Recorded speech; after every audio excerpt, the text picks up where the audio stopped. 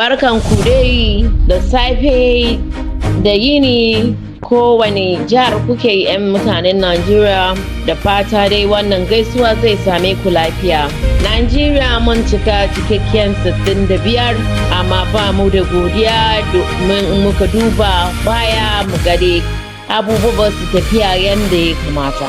To domin haka ina kawo muku albishir ba ɗaya da watan Oktoba cikin wannan shekaran da muke muna da wani sabon salo da sabon abun da zai faru domin Najeriya namu da mu 'yan Najeriya domin gyara rayuwarmu da kawo abubuwa masu kyau da kawo rayuwa mai kyau. Ana ce masa Nuwa Najeriya za mu bude mu samu harka masu kyau zai kasance da sabon rayuwar nan duk wanda yake so zai je na'ura ya duba Nuwa domin shiga Oktoba 1 ɗaya da watan Oktoba muna kan na'ura domin wannan albishiri mai daɗi. Kowa ya duba Najeriya za ta dada samun sunan da ya kamata da Giant of Africa yanda ake ce mata. Ita ce kome na'urar Africa.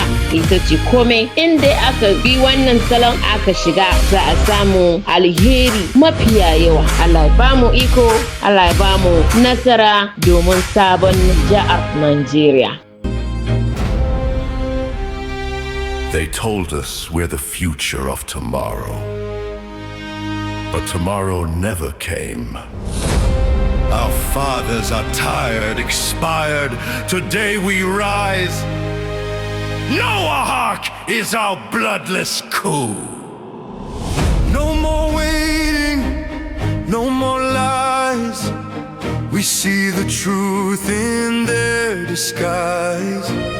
From the streets we take the helm.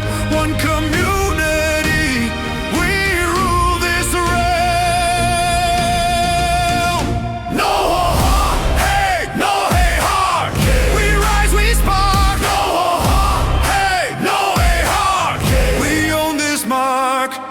With one TV, one radio, one take-up strong, the one community network moves us along.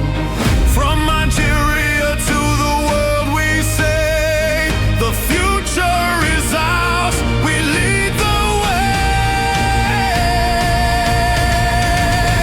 way. No guns, no war, just truth and youth. One community rising. We stand for proof.